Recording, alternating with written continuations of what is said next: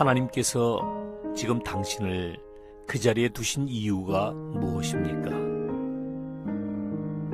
일하는 직장이 만족스럽습니까? 그 직장에 다니는 이유가 무엇입니까? 하나님께서 나에게 주신 직장이라고 믿습니까? 아니면 어쩌다 보니 지금까지 온 것입니까? 만일 별 생각 없이 머문 직장이라면 그곳에서 결코 하나님의 뜻을 이루지 못할 것입니다. 그 정도 믿음으로는 조직 안에 있는 갈등과 어려움을 이기지 못할지도 모릅니다. 하나님의 결정에는 이유가 있습니다. 그러므로 하나님께서 나를 이 직장에 보내셨다, 이 자리에 있게 하셨다는 확신을 가지십시오. 그러면 그 직장을 통해 하나님의 영광이 나타납니다. 아무리 괴롭고 답답하고 어렵더라도 큰 문제가 되지 않습니다. 내 존재 이유는 무엇일까요? 누구든지 살아가는 이유에 대한 확신이 필요합니다. 가정에서나 직장에서나 개인적으로 혹은 국가적으로 하나님께서 이 시대의 사명을 감당하도록 나를 부르셨다는 확신이 필요합니다. 하나님은 실수가 없으시며 가장 선한 것을 우리에게 주십니다. 비록 예수 그리스도의 십자가처럼 그것이 쓰디쓴 잔일지라도 그러합니다. 하나님께서 나를 이곳으로 부르셨다는 사실을 인정하십시오. 그렇게 하신 뜻을 찾고 그 뜻을 이루기 위해 최선을 다하십시오.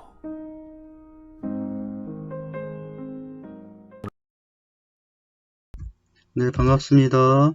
오늘은 재생산의 깊은 반 11째 주 내용으로서 그리스도인의 가정과 또 직장에 대해서 같이 말씀을 나누도록 합니다.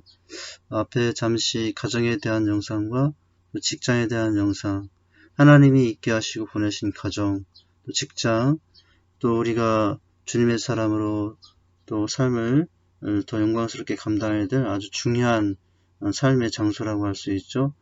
우리가 주님의 제자로서 그곳에서 어떻게 할 때 하나님께 더 큰 영광이 될 수 있는지 오늘 그 내용의 말씀들을 같이 나누도록 하겠습니다. 네, 주제 성구를 같이 읽어보도록 하죠. 마태복음 5장 16절 말씀입니다. 이같이 너희 빛이 사람 앞에 비치게 하여 그들로 너희 착한 행실을 보고 하늘에 계신 너희 아버지께 영광을 돌리게 하라 라고 말씀하셨죠. 가정에서 또 직장에서 또 우리의 행실을 아름답게 보이므로 결국 누가 영광을 받으시겠습니까? 하나님께 영광이 되겠죠. 그리스도인으로서의 가정과 직장 생활은 교회 생활 못지않게 주님의 제자로의 삶을 살아가는 아주 중요한 삶의 터전이라고 할 수 있습니다. 네, 주제 성구 밑에 나와 있는 그 서론 부분을 같이 읽어보도록 하겠습니다. 그리스도인들은 세상 사람들과 더불어 이 땅에 살지만 그리스도인다운 삶을 살아야 합니다. 그리스도인은 나름대로의 신앙 윤리와 성경적인 원칙을 고수하기 때문에 삶이 차별화됩니다. 가정과 직장에서도 마찬가지입니다. 그런데 주께서 부르신 부름의 목적에 부합한 거룩한 삶으로 세상 사람들에게 감동을 주기란 쉬운 일이 아니죠. 하지만 세상 사람들은 그런 거룩한 삶의 태도로 인해 하나님의 존재를 인식하게 되고 때로는 생활 속에 나타나는 복음이 그들의 마음을 움직이게 만들기도 합니다. 그리스도인의 삶이란 복음이 전달되는 아름다운 통로이죠. 가정과 직장 등 내가 속한 어느 곳에서든 그리스도인으로서 복음의 향기를 널리 퍼뜨리는 겸손하고 온유한 섬김의 그리스도인이 될 수 있어야 됩니다.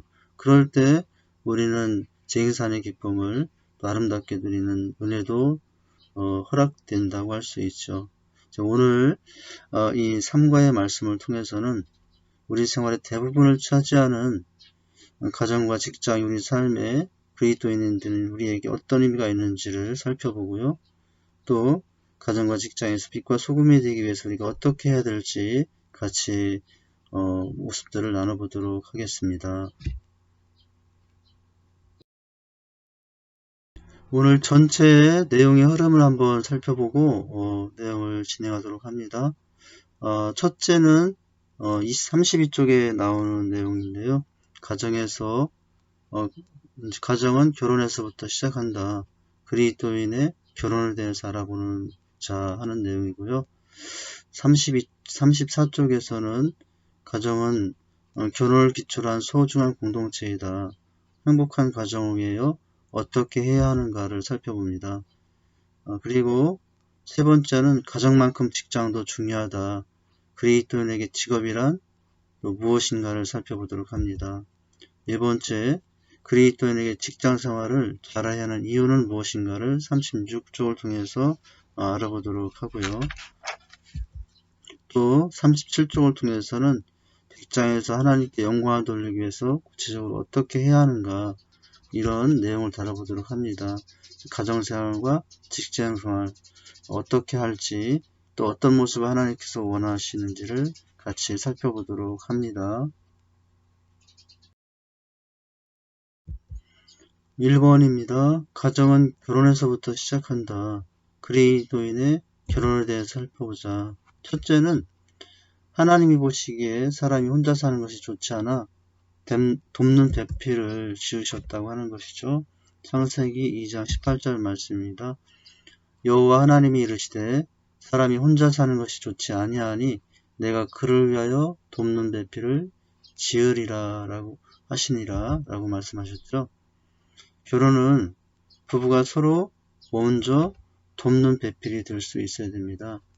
그러므로 서로 동격이라고 할 수 있고요. 성경은 처음부터 동격으로 부부를 보고 계십니다. 그래서 항상 배우자를 바라볼 때 도움을 받기 위한 자로 바라보는 것이 아니라 도움을 베푸는 자로 바라볼 때 그 가정은 더 행복해질 수 있습니다. 두 번째, 결혼은 부모를 떠나 둘이 한 몸을 이루는 것입니다. 창세기 2장 24절 말씀에 이러므로 남자가 부모를 떠나 그 아내와 합하여 둘이 한 몸이 될지니라 라고 하셨어요. 그래서 결혼이란 떠남과 만남인데 첫 번째는 우선은 부모님의 통치에서 떠남을 의미합니다. 그리고 만남을 통해서 서로 연합으로 나아가는 그런 과정이라고 할 수가 있어요. 그리스도인에게 있어서 특별히 이런 배우자에 대한 선택의 기준이 중요한데요. 자격이 있어야 되는데 어떤 기준과 자격이 있어야 될까요? 첫째, 결혼한 배우자가 되기 위해서는 인격적인 성장이 있어야 됩니다. 성인 나이로 결혼하면 안 된다는 것이죠. 육적인 성장과 함께 또 영적인 인격적 성장이 뒷받침이 되어야 하고요. 또 두 번째는 영적 성장이 있어야 합니다. 특별히 영적인 면에서 우리가 신앙 안에서 비전이 같을 수 있어야 됩니다. 그리스도인에게 있어서 결혼의 원리는 이제 멍해를 같이 하지 말라. 불신자와 함께. 그래서 원칙과 기준은 믿는 사람과 믿음 안에서 하나님을 같이 바라보는 비전과 또 신앙이 같을 때 서로 결혼을 하는 것이 바람직합니다. 또한 이렇게 인격적 성장과 영적인 성장과 함께 두 부부가 이제 부모로부터의 독립을 가질 수 있어야 됩니다. 그 독립은 세 가지인데요. 경제적 독립, 통치적 독립, 인격적 독립이라고 할 수가 있어요. 어떤 부모로부터의 통치나 간섭, 관여로부터 독립된 이제 그런 생활이 뒷받침될 수 있어야 됩니다. 그래서 통치적 독립이나 경제적 독립, 또한 더 나아가서 인격적 독립 안에서 자격이 있을 때 가정을 이루는 것이 바람직한 모습이라고 할 수가 있습니다. 그럴 때 떠남과 만남의 부부의 아름다운 가정을 이룩할 수 있습니다. 세 번째는 하나님이 짝지으신 것을 사람이 나눌 수 없다는 것이죠. 떠남과 만남을 통해서 또 경제적, 통치적, 인격적 독립을 통해서 아름다운 만남이 이루어졌는데 그 만남은 하나님이 주신 만남이거든요. 그래서 사람이 임의로 나눌 수 없는 것입니다.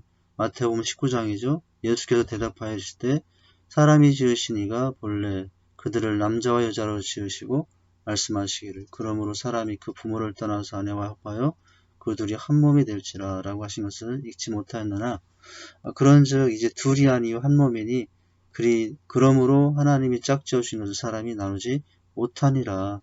이렇게 예수님께서도 아름다운 그 만남의 영원함을 이렇게 강조하셨죠.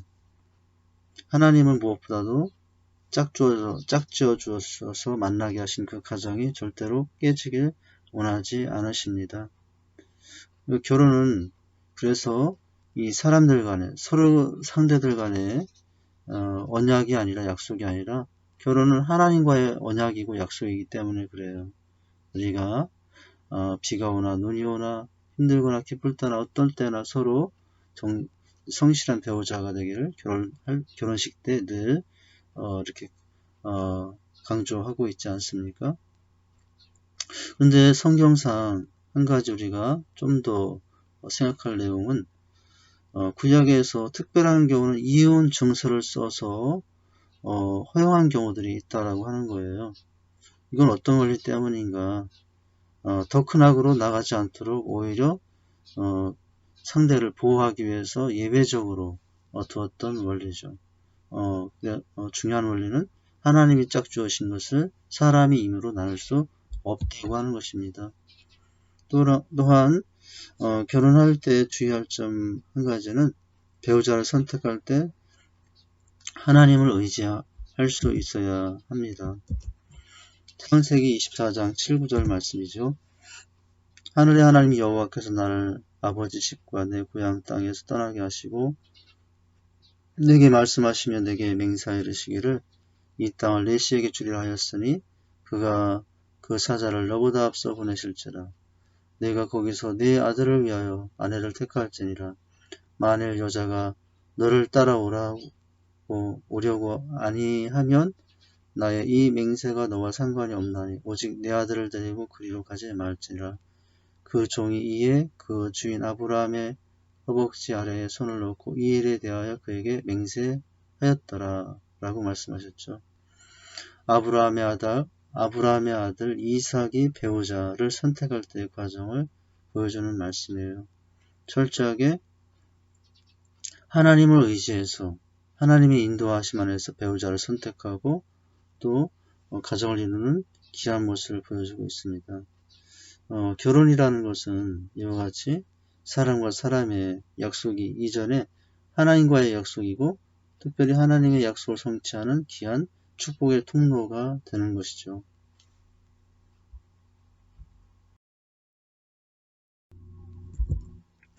다섯 번째, 결혼을 소중하게 여기고 지킬 수 있어야 됩니다. 히브리 13장 4절 말씀이죠. 모든 사람은 결혼을 귀히 여기고 심소를 더럽히지 않게 하라. 음행하는 자들과 간음하는 자들을 하나님이 심판하시리라고 말씀하셨죠. 결혼은 신성한 것으로 파괴하는 행동을 해서는 안 되는 것이에요. 얼마나 소중히 여겨야 될지 한 가지 실험 결과인데요. 사랑하는 여인들이 가장 궁금한 것이 상대가 나를 사랑할까를 늘 궁금해한다고 하는데요. 한 실험 내용인데 이렇습니다. 이성적 판단은 전두엽에서 늘 일어난다는 거예요. 사랑하면 전두엽 활동이 중지되어서 비난하거나 비방하지는 않게 된다라고 그래요. 그래서 전두엽 뇌사진을 찍어보아서 활동이 중지되어 있다면 비난하고 비방하지 않기 때문에 진짜 사랑하는 것이다. 이런 실험도 있습니다. 중요한 것은 서로를 소중하게 여기고 또 지키는 것이 결혼 생활이라고 하는 것이고요. 여섯 번째, 결혼은 하나님이 주신 놀라운 축복이라고 하는 것입니다. 전도서 9장 9절 말씀인데요. 내 헛된 평생 모든 날, 곧 하나님이 헤아려서 내게 주신 모든 헛된 날에 내가 사랑하는 아내와 함께 즐겁게 살지어다. 그것이 내가 평생 헤아려서 수고하는 얻은 내 몫이다. 이렇게 말씀하고 있죠. 이렇게 결혼 생활은 하나님이 주신 놀라운 축복을 누리는 것입니다. 이건 또 한 예화인데 천생연분을 설명했더니 상대가 평생 원수라고 이렇게 대답하지 않았답니까? 이 부부는 평생 원수가 아니라 천생연분으로 하나님께서 짝지으신 놀라운 축복의 생활이라고 할 수가 있어요. 우리가 항상 이런 인식을 잊지 말아야 됩니다. 일곱 번째, 은사에 따라 그러나 독신으로 지내는 경우도 있다라고 하는 거죠. 고린도전서 7장 6, 8절 말씀에 그러나 내가 이 말을 하면 다 허락이 아니요 명령이 아니니라. 나는 모든 사람이 나와 같기를 원하노라. 그러나 각각 하나님께 받은 자기 은사가 있으니 이 사람은 이러하고 저 사람은 저러하니라. 내가 결혼하지 아니한 자들과 과부들에게 이르노니 나와 같이 그냥 지내는 것이 좋으니라 라고 말씀하셨죠. 결혼은 다 하는 것은 아니다라고 하는 거예요. 다 결혼하는 것은 아니라고 하는 것입니다. 은사에 따라서 사명에 따라서 얼마든지 독신으로 지내게 하시는 경우도 있어요. 지금 이 고린도전서 7장 말씀에 사도 바울 자신의 이야기죠. 사도 바울은 하나님을 섬기려 하나님의 삶을 하려고 평생 독신으로 영광을 돌리며 살았던 것이죠. 또 여덟 번째, 결혼은 무엇인가 결혼의 목적인데요. 하나님의 나라를 이루기 위해서 또한 하는 것이 결혼 생활입니다. 창세기 24장 3, 4절 말씀에 보면은 하나님 나라를 이루기 위해서 아름다운 가정을 위하기 위해서는 서로 믿음의 사람들이 하나가 되는 것이 가장 바람직하죠. 이방 상대를 아내로 맡는 것은 바람직하지 않죠. 서로 한 믿음을 가져서 같은 믿음을 가지고 하나님의 나라를 위해서 결혼하는 것이죠. 결혼할 때 개인적 이익만을 생각하고 하는 결혼이 아니라 이 가정을 이룸으로 어떻게 내 인생, 우리 가정이 하나님께 영광이 될까를 생각하고 배우자를 선택하는 것이 바람직하다라고 할 수가 있어요. 창세기 24장 3, 4절 말씀에 이렇게 말씀하죠. 내가 너에게 하늘의 하나님, 땅의 하나님이신 여호와를 가리켜 맹세하게 하노니 너는 내가 거주하는 이 지방 가나안 족속의 딸 중에서 내 아들을 위하여 아내로 택하지 말고 내 고향 내 족속으로 가서 내 아들 이삭을 위하여 아내로 택하라. 이렇게 말씀하죠. 가나안 족속 이방 여인이 아니라 하나님의 백성 중에 아내를 택하기 위해서 아브라함이 또 이삭 아들을 결혼하기 위해서 행했던 모습이라고 할 수 있습니다. 우리가 1번을 통해서는 가정이 어떻게 출발이 되었고 또 무엇을 향하여 나가야 되는지를 우리가 살펴보았다면요. 2번의 내용을 통해서는 행복한 가정을 이루기 위해서는 어떻게 해야 하는가를 살펴보도록 합니다.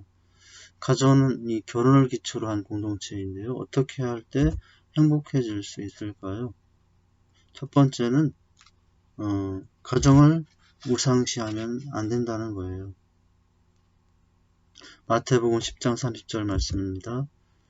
아버지나 어머니를 나보다 더 사랑하는 자는 내게 합당하지 아니하고 아들이나 딸을 나보다 더 사랑하는 자도 내게 합당치 아니하다라고 말씀하셨죠. 가정의 중심은 사람이 아니고 가장도 아니고요. 특별히 가정의 중심은 항상 하나님이 될 수 있어야 됩니다. 가정은 하나님을 중심으로 하나님을 최우선으로 사랑하고 그 사랑 안에서 서로 사랑하는 것이 행복한 가정이 될 수 있는 길이라고 할 수가 있어요. 하나님보다 어떤 특별한 사람이 더 중심이 되면 그 가정은 하나님이 주신 진정한 행복을 누릴 수 없다고 할 수 있어요.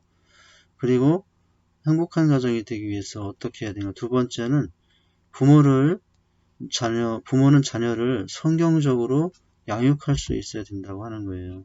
신명기 6장에 보면 어떻게 자녀를 양육할까, 어떻게 자녀를 하나님의 사람으로 양육해야 되는지 아주 좋은 말씀이 이제 있죠. 이스라엘아 들으라. 우리 하나님 여호와는 오직 유일한 하나님이시니 너는 마음을 다하고 뜻을 다하고 힘을 다하여 내 하나님 여호와를 사랑하라. 오늘 내가 내게 명하는 이 말씀을 너는 마음에 새기고 네 자녀에게 부지런히 가르치며 집에 앉았을 때든지 길을 갈 때든지 누워 있을 때든지 일어날 때든지 이 말씀을 강론할 것이며 너는 또 그것을 내 손목에 매어 기호를 삼으며 네 미간에 붙여 표로 삼고 또 네 집 문설주와 바깥문에 기록할지라. 이렇게 말씀하셨죠.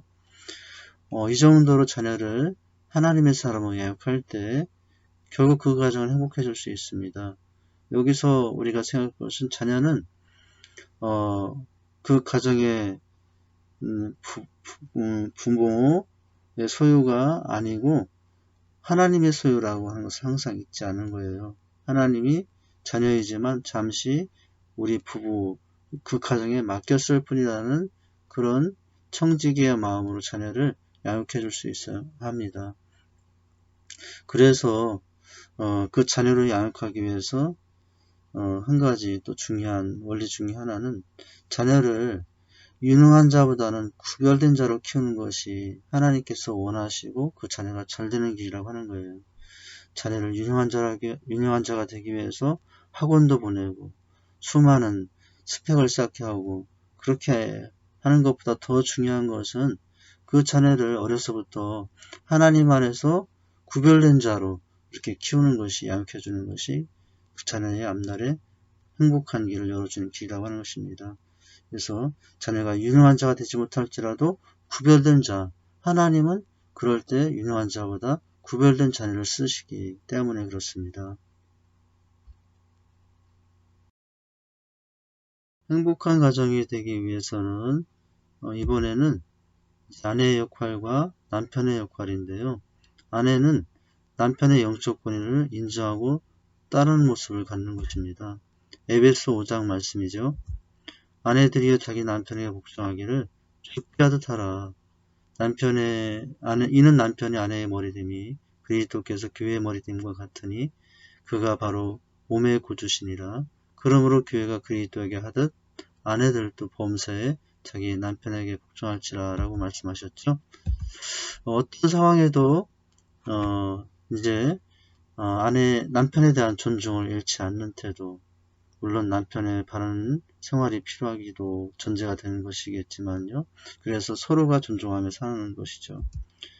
남자는 자존심으로 산다. 자존심을 세워주면 남자는 목숨 건다. 뭐 이런 우리가 한 예를 생각할 수 있는데, 그래서 아내는 특별하게 이렇게 남편의 권위를 인정하고 따라주는 모습, 남편은 그것을 사랑으로 인정한다고 하는 것입니다. 그것을 사랑해주는 것으로 받아들인다라고 하는 것이죠. 그 다음에 이제 남편은 어떤 역할을 해야 될까요? 4번, 아내를 자기 자신을 사랑하듯 사랑해야 한다고 하는 것입니다. 에베소 말씀인데요. 남편들아 아내 사랑하기를 그리스도께서 교회를 사랑하시고 그 교회를 위하여 자신을 주신 같이 하라. 이는 곧 물로 씻어 말씀으로 깨끗하게 하사 거룩하게 하시고 자기 앞에 영광스러운 교회를 세우사 티나 주름 잡힌 것이나 이런 것들이 없이 거룩하고 흠이 없게 하려 하심이라. 이와 같이 남편들도 자기 아내 사랑하기를 자기 자신과 같이 할지니 자기 아내를 사랑하는 자는 자기를 사랑하는 것이라 라고 말씀하셨죠. 이와 같이 남편은 아내를 자기 자신을 사랑하듯 사랑하는 것이 행복한 가정이 되는 길입니다. 사람들이 자신을 얼마나 사랑합니까? 자신을 만큼 아내를 사랑한다면 행복한 가정이 될 수 있어요. 자, 다시 내용을 정리하면 어떤 상황에도 아내는 사랑, 그리고 어떤 상황에도 남자에게는 존중, 이것이 필요하다고 하는 거예요. 아내가 이야기하는 것은 항상 어떤 코드가 있다라는 것이죠. 아내가 지금 얘기하고 있는 내용 중에는 비밀 코드가 있다. 이것을 모르면 남편은 아내를 평생 이해하지 못한다 하는 것이에요. 뭐 이건 한 예화인데요. 그래서 이와 같이 서로에 대한 남편은 아내에 대해서 또 아내는 남편에 대해서 각각 특성에 맞는 그런 이제 자질과 환경과 그런 특성들을 잘 이해하고 서로의 입장에서 존중하고 사랑하는 것, 이것이 행복한 가정이 될 수 있는 그런 길이라고 할 수 있겠습니다.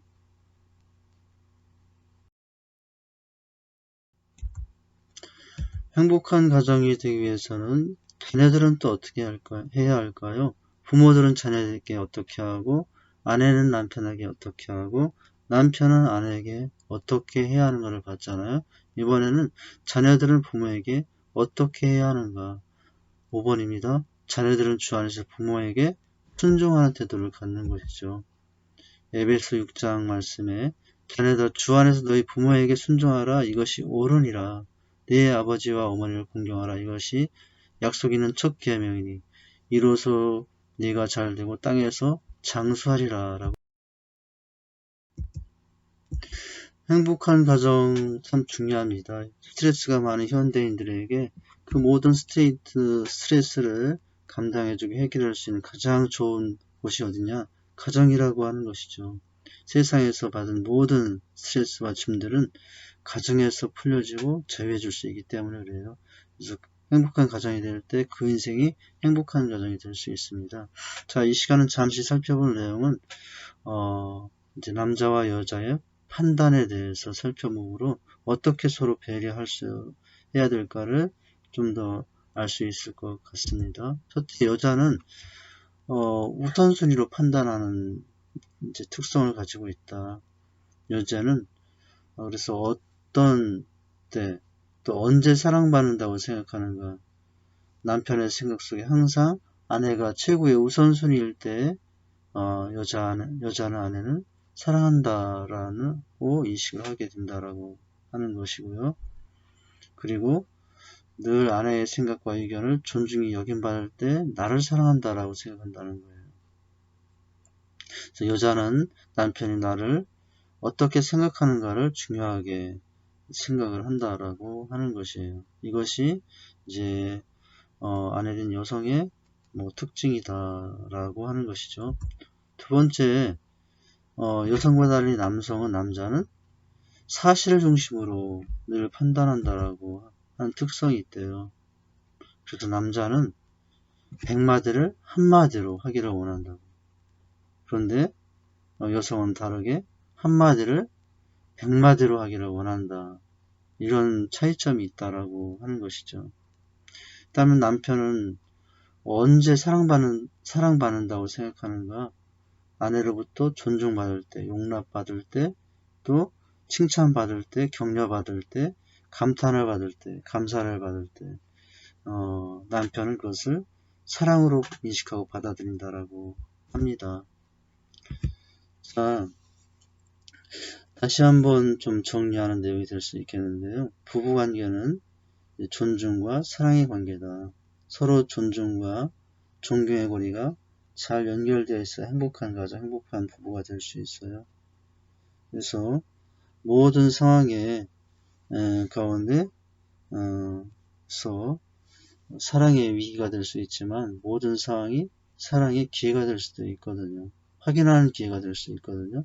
그래서 이런 아름다운 모습으로 상대방에 대한 이해와 배려를 가지고 접근하고 또 생활할 때 행복한 가정이 될 수 있다고 생각을 합니다.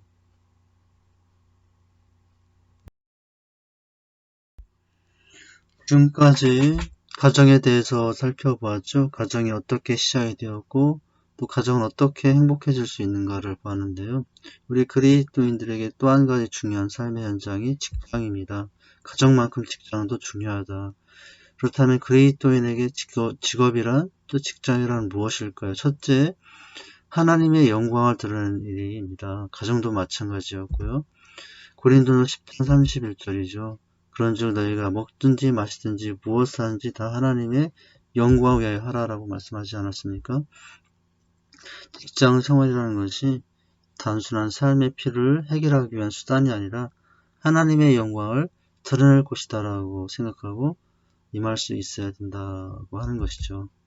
또한 가정은 그리스도인에게 세계의 비전을 이루기 위한 사역지이기도 하다라는 것이에요. 마태복음 28장 말씀에 예수께서 나와 말씀하여 이르시되 하늘과 땅의 모든 권세를 내게 주셨으니 그러므로 너희는 가서 모든 민족을 제자로 삼아 아버지와 아들과 성의 이름으로 세를 베풀고 내가 너에게 분부한 모든 것을 가르쳐 지키게 하라. 볼지어다 내가 세상 끝날까지 너희와 항상 함께 있으리라 라고 하시지 않았습니까? 이제 이런 세계 비전의 삶의 현장이 실현의 현장이 바로 내가 있게 하신 곳, 나를 있게 하신 직장이 또한 그곳이라고 하는 거죠. 제3사역은 직장에서도 이루어져야 한다라고 하는 것입니다.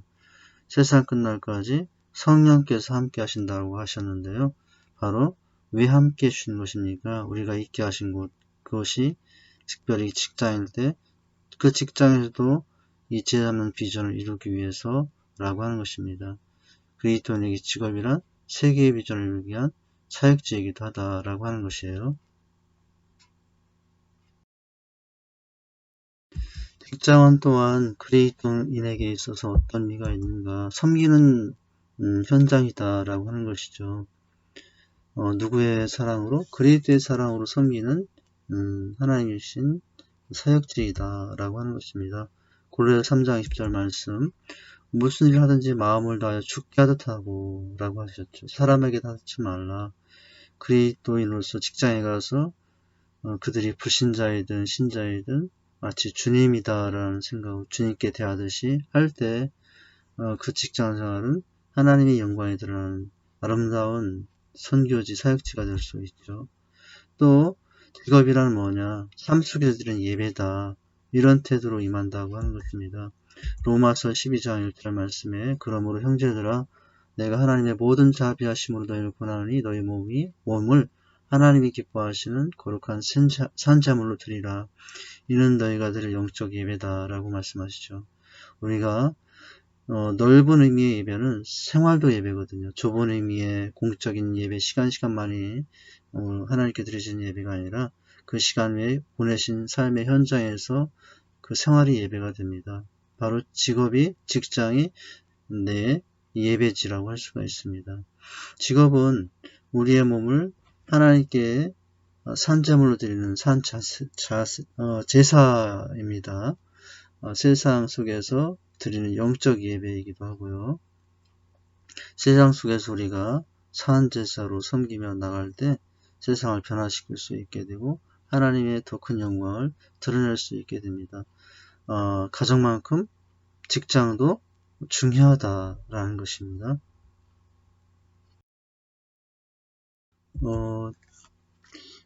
세 번째, 우리가 가정만큼 직장도 중요하다라는 내용을 보았는데요. 이제 네 번째는 그렇다면 그리스도인이 직장 생활을 잘해야 하는 이유 살펴보죠. 첫 번째는 죄를 온전히 지키기 위해서입니다. 출애굽기 20장 말씀에 안식일을 기억하여 거룩하게 지키라. 엿새 동안 힘써 내 모든 일을 행할 것이나 일곱째 날은 내 하나님 여호와 안식일인즉 너나 내 아들이나 내 딸이나 내 남종이나 내 여종이나 내 가축이나 내 문 안에 머무는 객이라도 아무 일도 하지 말라라고 말씀하셨죠. 이 의미가 무엇일까요? 주의를 온전히 지키기 위해서다. 바로 주일 외에 6일 동안의 생활이 온전해질 때 주일 예배가 은혜가 있죠. 주일을 온전히 지키기 위해서 6일 동안 열심히 일합니다. 6일 동안 열심히 일할 때 그리고 나서 하나님 앞에 나와 예배하는 그 예배의 감동은 더 크게 넘친다라고 할 수가 있어요.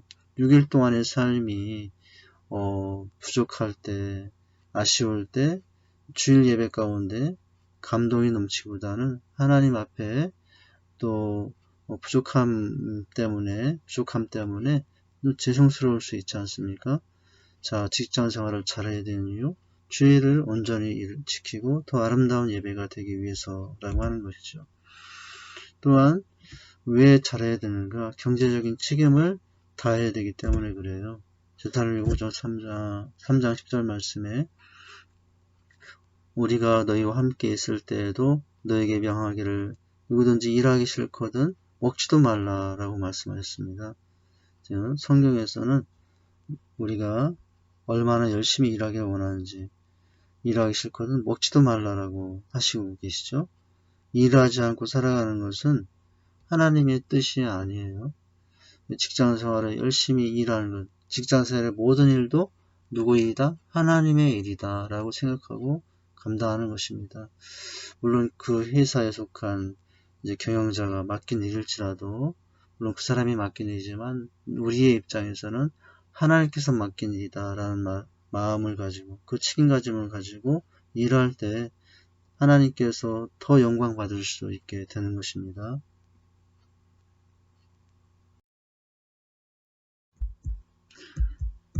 세 번째는 수고하며 일하는 것이 하나님 주신 축복이기 때문에 그렇습니다. 우리는 축복하면 일을 하지 않고도 땀 흘리지 않고도 어떤 소득이 있으면 축복이라고 생각할 수 있으나 그건 불로소득이죠. 하나님께서 원하시는 축복은 일하고 땀 흘린 만큼 거두며 살게 하시는 것이거든요. 전도서 2장 24절 말씀에 사람이 먹고 마시며 수고하는 것보다 그의 마음을 더 기쁘게 하는 것은 없나니 내가 이것도 본즉 하나님 손에서 나오는 것이로다 라고 말씀하셨죠. 수고하고 일하는 것이 축복인데요. 한 가지 예화, 참 의미 있는 예화라고 생각이 되는데 초기 선교사님들이 오셨을 때 우리 한국에 왔을 때 땀 흘리며 테니스를 치고 있었는데요. 그것을 보고 있던 양반들이 말하기를 저렇게 힘든 일을 종이시키지 왜 저 일을 할까라고 하지 않았답니까? 이것이 일하는 것에 대한 오해에서 비롯된 일이죠. 수고하고 일하는 것은 하나님의 축복이기 때문에 그렇습니다. 그래서 직장생활을 더 잘할 수 있어야 됩니다. 수고하는 것은 하나님이 우리에게 주신 선물이죠. 또한 왜 직장생활을 잘해야 되는가? 네 번째는 직장생활을 통해서 복음이 전파되기 때문에 그렇습니다. 데살로니가후서 3장인데요. 어떻게 우리를 본받아야 할지를 너희가 스스로 아나니 우리가 너희 가운데 무질서하게 행하지 아니하며 누구에게든지 음식을 값없이 먹지 않고 오직 수고하고 애써 주야로 일함은 너희 아무에게도 폐를 끼치지 아니하려 함이라. 우리에게 권리가 없는 것이 아니요 오직 스스로 너에게 본을 보여 우리를 본받게 하려 함이라 라고 말씀하셨죠. 바로 직장 생활을 잘 해야 되는 것은 우리 각자의 직장 생활을 통해서 주님이 전해지고 또 기쁜 복음의 소식, 구원의 소식이 전파될 수 있기 때문에 그래요. 잘못하면 내가 막을 수도 있거든요. 그러나 막는 자가 아니라 내 직장 생활을 통해서 주님을 전하는 통로가 될 수 있어야 되겠죠. 어떤 마음으로 할 수 있어야 된다고요? 직장은 하나님이 보내신 선교지이다 라는 자세를 갖는 거예요. 우리가 선교지 생각하면 꼭 멀리 오지 뭐 이런 데를 가야만 선교를 한다라고 생각하는데요. 그것이 아니라는 거예요. 하나님께서 보내셔서 있게 하신 지금 그것이 하나님이 보내신 선교지이다 라는 태도를 갖는 것입니다. 그래서 우리는 모두 다 자비랑 선교사라고 할 수가 있어요. 직업은 모두가 그래서 어떤 직업이든 성직입니다. 선교사만이 성직이 아니라 우리 모두가 다 성직, 직업은 다 귀하기 때문에 그래요. 직업에 귀천이 없죠. 직장은 선교의 현장이다라는 태도를 갖는 것입니다. 그리고 그곳의 모든 불신자가 나의 선교의 대상이 된다라고 생각하고 기도하는 것이죠. 그래서 그 직장에서 받는 월급은 선교비로 받은 것이다 라고 생각하는 태도로 우리가 또한 직장생활을 할 수 있어야 됩니다. 이와 같이 그리스도인이 직장생활을 잘 해야 되는 이유, 주의를 온전히 지키기 위해서 또 경제적인 책임을 다하기 위해서 수고하고 일하는 것이 하나님의 축복이 있기 때문에 또 직장을 통해서 복음이 전파되기 때문입니다.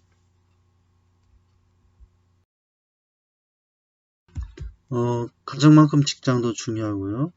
특별히 직장생활을 잘 해야 하는 이유가 영광을 돌리기 위해서인데 또 구체적으로 어떻게 해야 될까요? 첫째는 예수의 이름으로 한다는 것입니다. 모든 것을 예수의 이름으로 하게 되면 우리가 얼마나 더 분별 있게 지혜롭게 해야 되겠습니까? 골로새서 3장 17절 말씀, 아까도 우리가 관련된 말씀을 좀 생각할 수 있었는데 17절에서 이렇게 말하죠. 무엇을 하든지 말이나 일이나 다 주 예수의 이름으로 하고 그를 힘입어 하나님 아버지께 감사하라 라고 했어요. 어떤 일을 하든지 누구의 이름으로 하라? 예수의 이름으로 하라. 말도 일에도 모든 것에도. 그렇게 할 때 하나님이 영광을 받으실 수 있습니다. 그리고 그것에서 또 신념과 정직을 잃지 않는 태도. 그것이 예수의 이름으로 하는 바른 삶의 자세이겠죠. 또한 영광을 돌리기 위해서는 늘 겸손한 마음으로 하는 것입니다. 잠언 11장 말씀에요. 교만이 오면 욕도 오거니와 겸손한 자에게는 지혜가 있다라고 말씀하셔요. 또 세 번째는 말을 조심할 수 있어야 됩니다. 말을 잘 절제할 수 있어야 되고 주님의 마음을 담아서 말하는 것이 지혜로운 방법인데요. 에베소 4장 이렇게 말씀하죠. 더러운 말은 입 밖에도 내지 말고 오직 덕을 세우는 데 소용된 대로 선한 말을 하여 듣는 자에게 은혜를 끼치게 하라 라고 말씀하셔요. 말을 절제할 수 있어야 됩니다. 말씀대로 더러운 말을 입 밖에도 내지 말라고 하는데 더러운 말 대신에 함께 일하는 사람들에게 은혜를 끼치는 말을 하는 것이 영광 돌리는 일입니다. 결국 말은 그 사람의 마음의 표현이죠. 그래서 우리가 이런 말을 조심스럽게 하기 위해서는 늘 마음을 잘 관리하고 특별히 우리의 마음에 주님 사랑으로 채우고 우리의 마음에 주님 마음으로 가득 채우면 그 마음에서 말하면 아름다운 주님의 말을 하여 영광 돌릴 수 있게 되는 것이죠.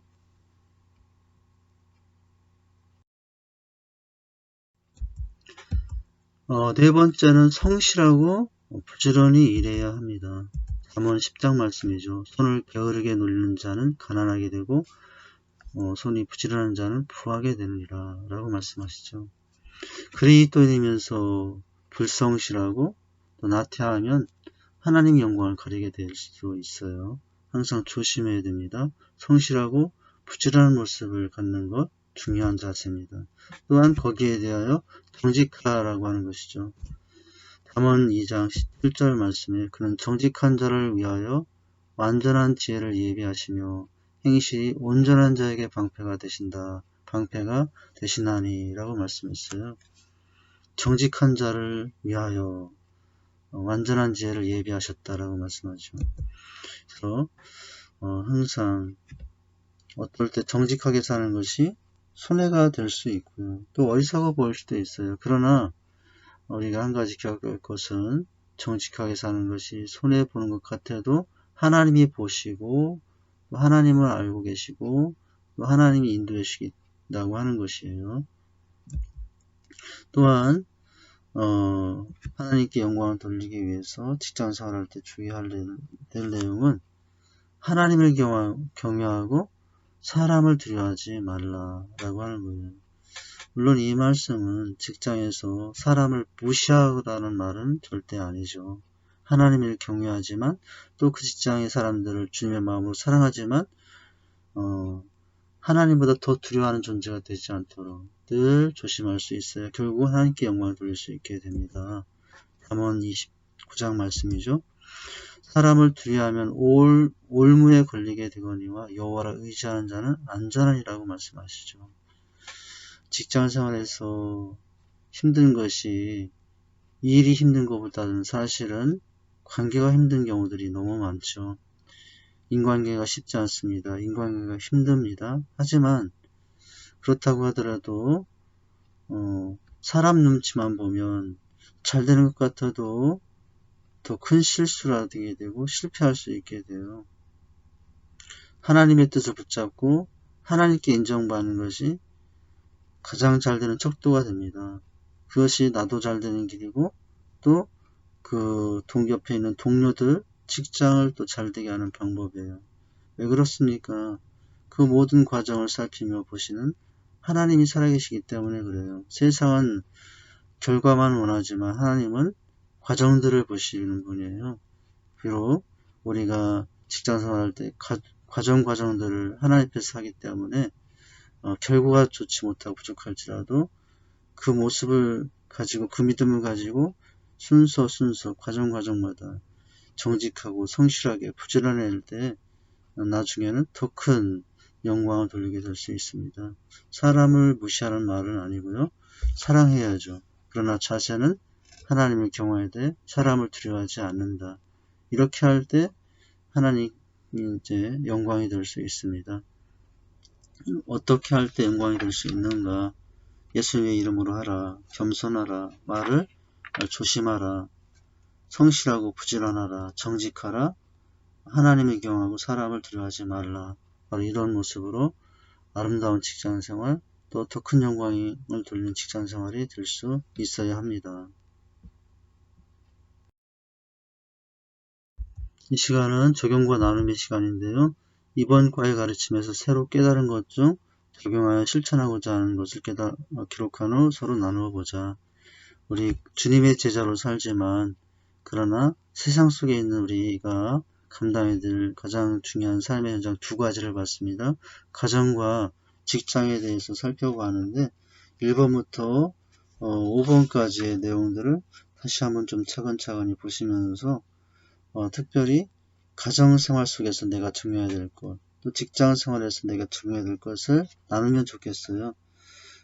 가정이 결혼해서부터 시작이 되는데 또한 그 가정이 지키기 위해서 각자의 역할이 얼마나 중요한가를 살펴보았었죠. 자녀는 자녀, 부모는 부모, 아내는 아내, 남편은 남편으로서 또 가정만큼 중요한 것이 직장인데 직장생활의 의미가 무엇인지를 살펴보았어요. 하나님의 영광을 드러내기 위해서 주어진 것이고 세계의 비전을 위해서라고 하는 거죠. 그리고 섬기는 기회로 또 장소로 주신 것이라고 했습니다. 그 모든 것이 하나님께 예배라고 그랬고요.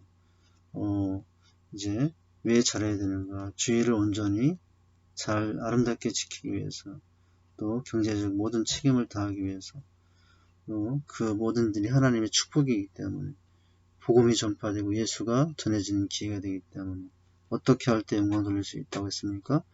예수의 이름으로 겸손히 또 말조심으로 성실히 부지런히 정직하게 또 하나님만을 두려움으로 이렇게 할 때 아름다운 직장이 될 수 있다고 했습니다. 자, 이렇게 적용을 해주시고 이제 기도하시면 됩니다. 가정과 직장을 통해 하나님께 영광을 돌릴 수 있도록 간절히 부르짖고 기도하면 됩니다. 오늘의 강의는 끝나지만 이제 다음 강의는 제4과입니다. 영적 싸움에서 승리하라. 이렇게 이제 교재를 준비하시고 또 이제 그 과제를 준비하시면 되겠습니다. 한 주간 수레바퀴의 삶 중요합니다. 이 한 시간의 강의보다 더 중요한 것은 일주일 내내 하루하루에 매일 하나님 앞에서 삶이라고 매 시간 제가 이렇게 강조 말씀을 하고 있지 않습니까? 그래서 하나님 앞에서 매일 큐티, 성경읽기, 기도, 암송, 전도, 또 소그룹 모임, 또 필독서를 잘 읽어주시고 또 준비하시면 됩니다. 지난 시간까지 복음의 절대 능력이라는 책을 이제 나눔을 가졌는데 이제 이번 주부터는 사랑과 행복이 꽃피는 셀가족 공동체라는 교재를 가지고 이제 읽으시고 또 독후감을 준비하시면 되겠습니다. 네, 우리 강의 진행 상황이 어떤가요? 이번 주 우리가 한 내용은 11주째 그리스도인의 가정과 직장에 대해서 살펴보았어요. 이 11주째 내용을 중에 또 영적 싸움에 승리하라 이 내용도 이제 다루게 됩니다. 이런 진행 순서 가운데 있죠. 결국 이제 그래서 우리가 이제 몇 주 남지 않을 과정 중에 있습니다. 마지막까지 또 힘을 다해서 같이 임해주시면 감사하겠습니다. 감사합니다. 지금까지 수고하셨고요. 우리는 지금 제생산의 기쁨 그 3학기 중에 있습니다. 제자되고 제삼는 기쁨을 누리기를 원합니다. 내가 먼저 제자되고 또 다른 사람을 제자로 삼는 세계 비전은 재생산을 통해서 이루어집니다. 꿈에도 소원은 재생산이며 복음 전하는 것 외에는 소망하는 삶을 사는 것이 우리의 삶의 목표이고 의미입니다. 제가 기도하겠습니다. 하나님 아버지, 오늘 그리스도인의 가정과 직장 생활에 대해서 살펴볼 수 있게 하신 것 감사합니다. 하나님 앞에서의 신앙생활도 중요하지만 하나님께서 있게 하신 곳 각자의 삶의 가장 귀중한 터전인 가정과 직장 생활을 통해서 지난 삶을 더 아름답게 나타낼 수 있는 저희가 되기를 원합니다. 하나님께서 시작하게 하시고 또 하나님께서 허락하신 우리 각자의 가정들 자녀로서 부모로서 남편으로서 아내로서 또 아름다운 지켜들 도리를 지킴으로 가정에서 행복을 누리는 하나님의 뜻과 영광이 나타나는 우리의 가정생활이 되기를 원합니다. 가정만큼 중요한 것이 또한 직장생활인데 그 직장생활을 통해서 또 주님의 뜻과 비전을 이루며 결국 그래서 하나님의 영광을 드러내기를 원합니다. 성실과 정직과 부지런함으로 하나님의 뜻을 생각하며 또 주님 대하듯이 그런 자세로 그 모든 일을 감당할 때 그곳을 통해서도 하나님의 귀한 나라가 확장되는 통로가 되게 하실 줄 믿습니다. 바로 있게 하신 그 현장, 그 직장이 하나님이 보내신 선교지다라는 생각을 가지고 보내심에 따라서 주님의 은혜와 영광을 아름답게 그 생활 속에서 또 그 거처에서 나타내며 감당하는 저의 삶이 되게 주시옵소서. 예수님 이름으로 기도하옵나이다. 아멘.